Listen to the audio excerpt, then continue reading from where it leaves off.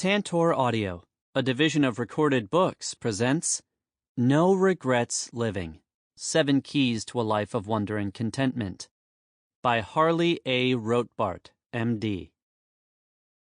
Narrated by Brian Holden. Publisher's note. This audiobook refers to figures included in the print and e-book editions of the book. While I was sitting one night with a poet friend, watching a great opera performed in a tent under arc lights, the poet took my arm and pointed silently. Far up, blundering out of the night, a huge cecropia moth swept past from light to light over the posturings of the actors. "He doesn't know," my friend whispered excitedly. "He's passing through an alien universe, brightly lit, but invisible to him. He's in another play. He doesn't see us. He doesn't know. Maybe it's happening right now to us." Loren Eiseley, American scientist, educator, and philosopher. I've had a wonderful life. I wish everyone a life like mine. Aunt Helen on the occasion of her 100th birthday. Introduction. Several years ago, I wrote a book called No Regrets Parenting, turning long days and short years into cherished moments with your kids. The book guides busy parents into making the most effective use of their time during their kids' fleeting childhoods. My goal was to help parents act in the present to prevent future regrets about how they spent those precious years with their young children. Acting in the present to prevent future regrets is my goal for all of us with this book as well. No Regrets Living is a proactive 7-step plan to help us better appreciate what we have in our lives and take greater pride in what we've done with our lives, without spending precious time and energy wishing things had turned out differently. Of course, all of us have had disappointments and lamentable moments.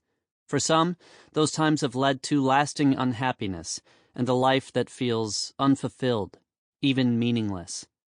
Others have found ways to move past the downturns to find better ahead.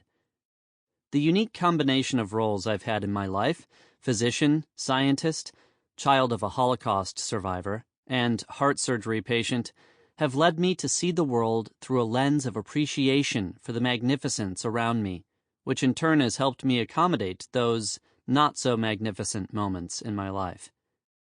The path I've taken toward no regrets living took many turns, each of which was formative in its own way and, collectively, have led me to a greater level of contentment in my life. I hope to help you reach that level on your journey as well. Of course, there's no such thing as a life with absolutely no regrets, or, for that matter, parenthood with no regrets.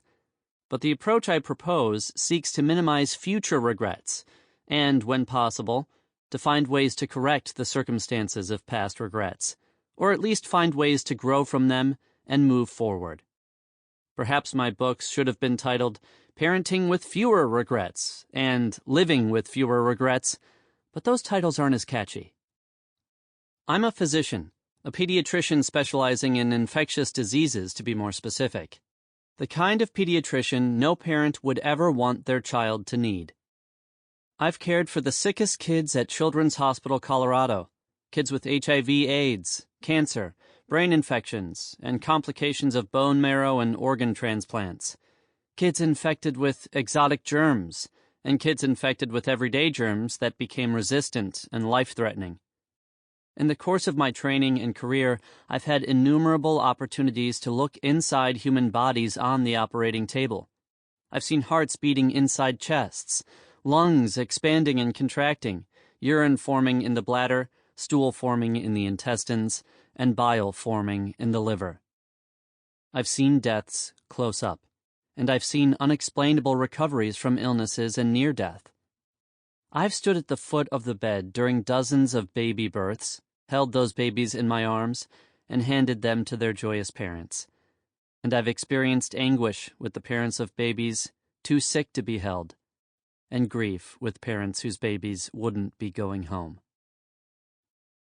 One other unique perspective I've gained as a physician, I've collected miracles. A few years ago, because of a personal experience with a patient early in my training, I began asking esteemed colleagues if they'd had patients who had miraculous outcomes.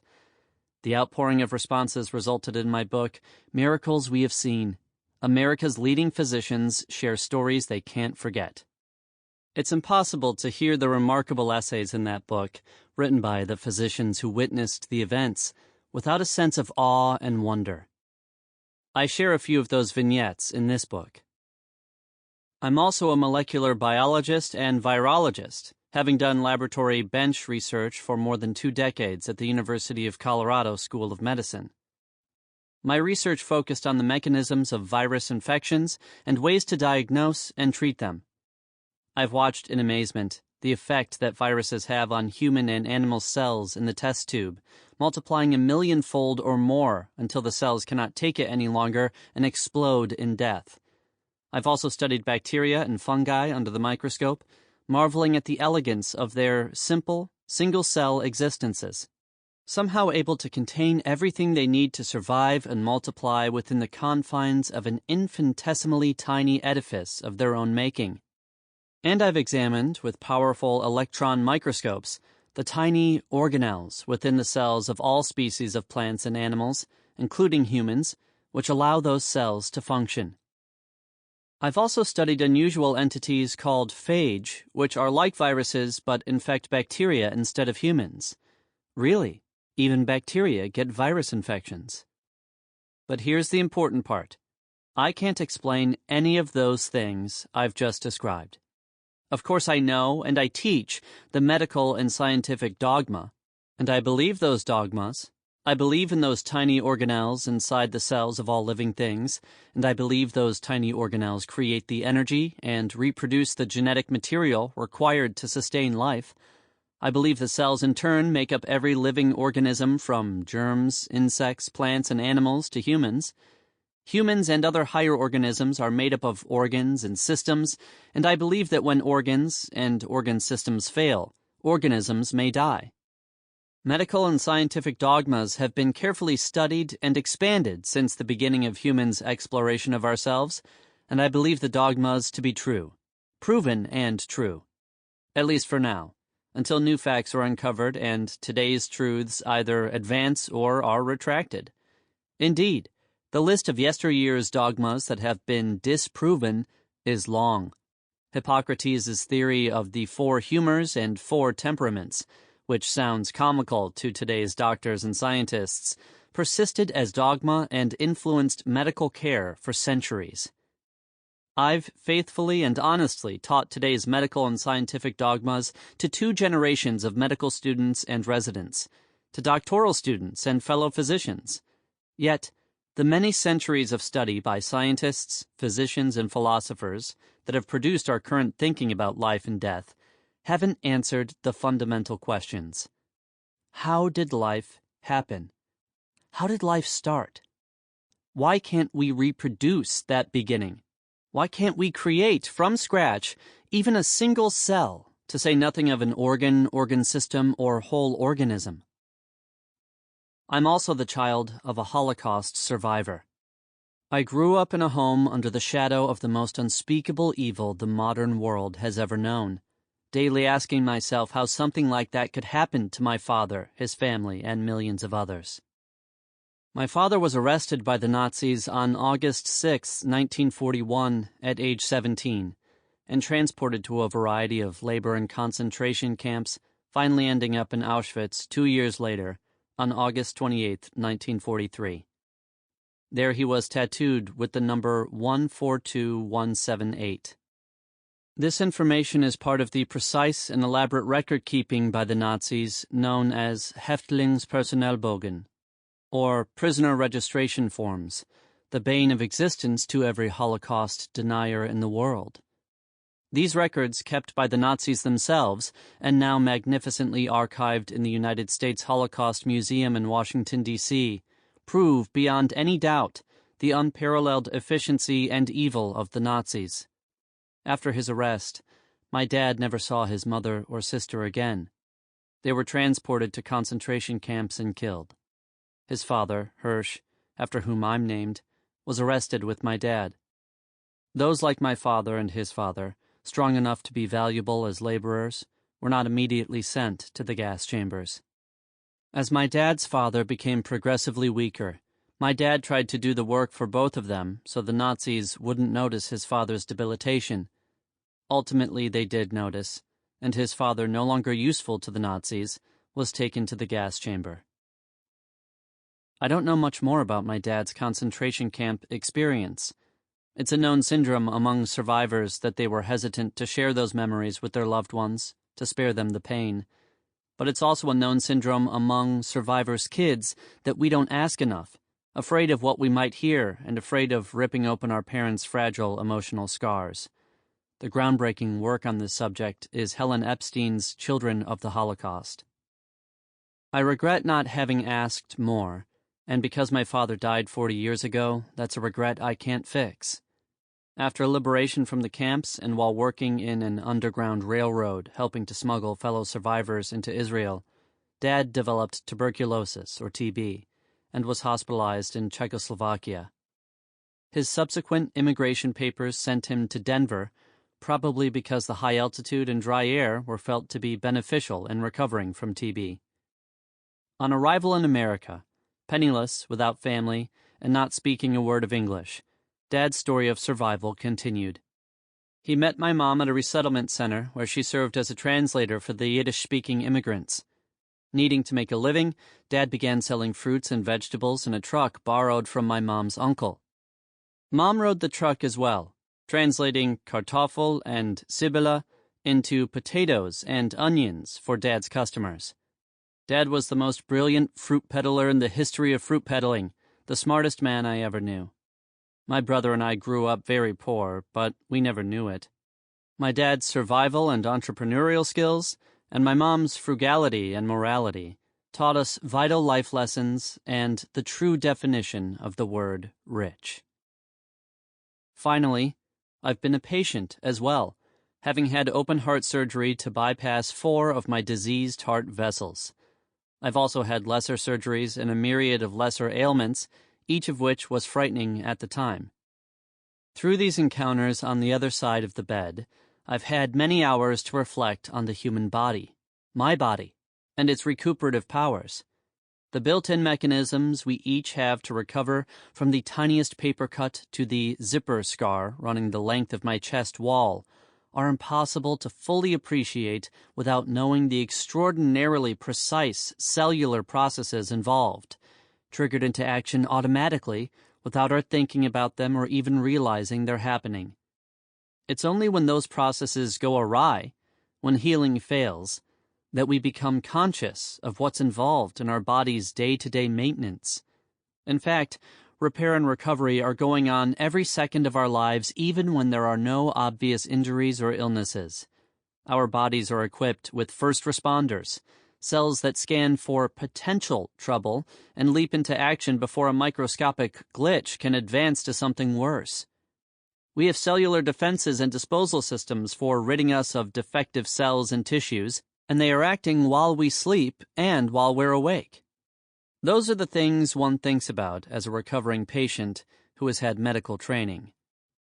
It's from those vantage points, a physician, scientist, child of a Holocaust survivor, and patient, that my prescription for the 7 keys to no regrets living and a life of wonder and contentment has evolved. In his 1972 book, Natural History of Infectious Disease, Frank McFarlane Burnett, the Nobel Prize-winning Australian virologist, optimistically predicted, "The most likely forecast about the future of infectious diseases is that it will be very dull." That was before the epidemics and pandemics of HIV/AIDS, Ebola virus, Legionnaire's disease, SARS, or severe acute respiratory syndrome, MERS, or Middle East respiratory syndrome, Zika virus, swine flu, and most recently, the novel coronavirus that causes COVID-19. So I hesitate, as an infectious diseases physician, to make predictions, but this is one I am certain of. The future of infectious diseases will not be dull. The world is slowly recovering from a once-in-a-century pandemic.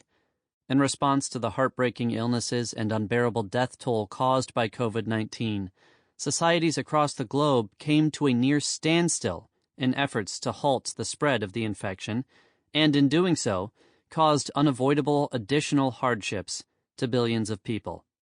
However, within the tragedy of the pandemic, there are lessons to be learned and even silver linings to appreciate. As you'll learn, that is true for many catastrophic events, natural ones like COVID-19 and even man-made ones like the Holocaust. The timing of this book's preparation and release has allowed me to weave my observations on the pandemic into the book's foundational 7 Keys to a Life of Wonder and Contentment. My reflections on the pandemic, including coping mechanisms and paths for going forward, are offset in shaded boxes like this one. While these shaded boxes deal with the pandemic in the context of our search for contentment in our lives, the essence of this book is not about infection at all. It's about discovering the joy of life with fewer regrets. I hope you'll agree that No Regrets Living is a timeless blueprint for reaching a fulfilling life now and long after the pandemic is relegated, along with past scourges, to the pages of history. When that happens, the shaded boxes will serve as a time capsule of sorts for future generations who I hope will never know anything like COVID-19 in their own lives, but will still reap the rewards of the 7 keys. I invite you to embrace these 7 keys with me. Believe, discover, heal, appreciate, accept, seek, grow. Key number 1. Believe. The first key for No Regrets Living, and its true foundation, asks you to believe in something greater than yourself. Belief allows you to accommodate both joy and disappointment. I would never attempt to tell you what you should believe, but I'm going to share a bit about what I believe as an example of the connection between belief and no regrets living. First, a spoiler alert. This is not going to be a divine revelation testimony. I haven't seen heaven. I haven't seen statues crying, not to disparage those who have. I just haven't. God hasn't spoken to me in a dream or elsewhere. And despite being a scientist, I don't claim to be an expert about or have special insight into the laws of nature. We all come to our beliefs and our choice of how to live by virtue of where we've been and what we've done so far, our experiences and background. I've been privileged to have had the roles in my life that I have, and I hope that my reflections on those roles and where they've led me will be helpful to you. Mostly, I hope that you will reflect on the many roles in your own life and the beliefs you have developed to derive your own formula for a life with more gratitude than regrets, a life of wonder and contentment. Key number 1 for No Regrets Living is not really about what you believe, but that you believe in something greater than yourself, in an unknown and unknowable reality. Belief in something that can't be proven. Indeed, proving belief is an oxymoron. Although there are other choices, let's start with 2 possible alternative belief systems: science and God. Science. On May 20th, 1964, 2 scientists listening to noises of the universe through a powerful audio telescope accidentally stumbled onto an echo that, now knowing where to listen, could be heard at all times, continuously and uninterrupted. Turns out that echo, which can still easily be heard today by anyone on internet astronomy sites, is the remnant of the Big Bang. That faint echo changed science forever. Until then, many of the most esteemed scientists in the world believed that the universe always existed, that there was no beginning. But now we know there was a beginning, and it occurred nearly 13.8 billion years ago in a most astonishing way if we are to believe the modern scientific dogma on the origin of the universe. According to that theory, which I believe to be true, until and unless proven otherwise, there was an infinitesimally small and unimaginably compact singularity containing every bit of energy and matter that would come to comprise our universe. Let's tally what that means. Astronomers had estimated that the observable universe has more than 100 billion galaxies. Our own Milky Way galaxy is home to around 300 billion stars, but it's not representative of galaxies in general. The Milky Way is a titan compared to abundant but faint dwarf galaxies, and in turn is dwarfed by rare giant elliptical galaxies, which can be 20 times more massive. By measuring the number and luminosity of observable galaxies, astronomers put current estimates of the total stellar population at roughly 70 billion trillion, or the quantity of 7 times 10 to the 22nd power cubed. 70 billion trillion stars, and that's to say nothing of the inestimable number of quasars, black holes, planets, moons, asteroids, comets, and other non-stars in our galaxy, and in the other 100 billion or more galaxies in the universe. And even that unimaginably high estimate of galaxies is undoubtedly low. The 2020 discovery of the South Pole Wall confirms that what we can't see or calculate is likely far greater than what we can. The South Pole Wall, as it is known, consists of thousands of galaxies, beehives of trillions of stars and dark worlds, as well as dust and gas, aligned in a curtain arcing across at least 70 million light-years of space. It winds behind the dust, gas, and stars of our own galaxy, the Milky Way, from the constellation Perseus in the northern hemisphere to the constellation Apus in the far south. It is so massive that it perturbs the local expansion of the universe. But don't bother trying to see it. The entire conglomeration is behind the Milky Way, in what astronomers quaintly call the zone of avoidance. The surprise for us is that this structure remained unnoticed, being hidden in an obscured sector of the southern sky. And we know even less about dark matter. According to the prevailing theory of a confoundingly preposterous universe, the cosmos contains about 5 times as much invisible dark matter as luminous atomic matter. Nobody knows exactly what dark matter is made of, but according to cosmologists, it provides the gravitational scaffolding for the luminous structures in the universe: galaxies, galaxy clusters, superclusters, voids and chains like the South Pole Wall, all connected by spidery filaments in what's known as the cosmic web. The visible universe of stars and galaxies, cosmologists like to say, is like snow on mountaintops or lights on dark, distant Christmas trees.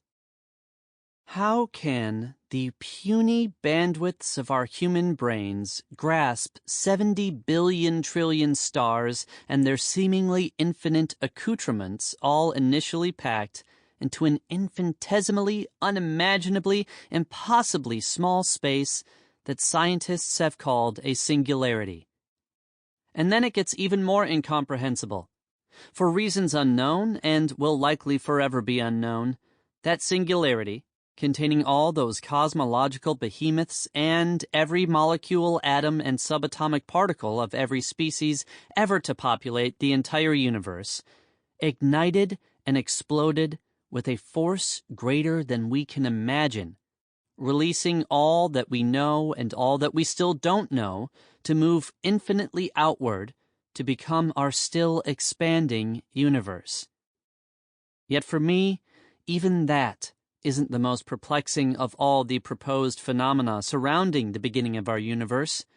The most perplexing question, I believe, is what happened before the beginning. Where did the singularity come from, and how did it contain everything that ever was and ever will be? My brain doesn't have the capacity to consider the eruption of this infinitesimally small yet all-encompassing singularity, much less what existed before that eruption. Yet science tells us that there was a singularity, that it erupted in a big bang, surely the most understated scientific term of all time, and that we exist in a tiny, tiny, tiny corner of the resultant universe.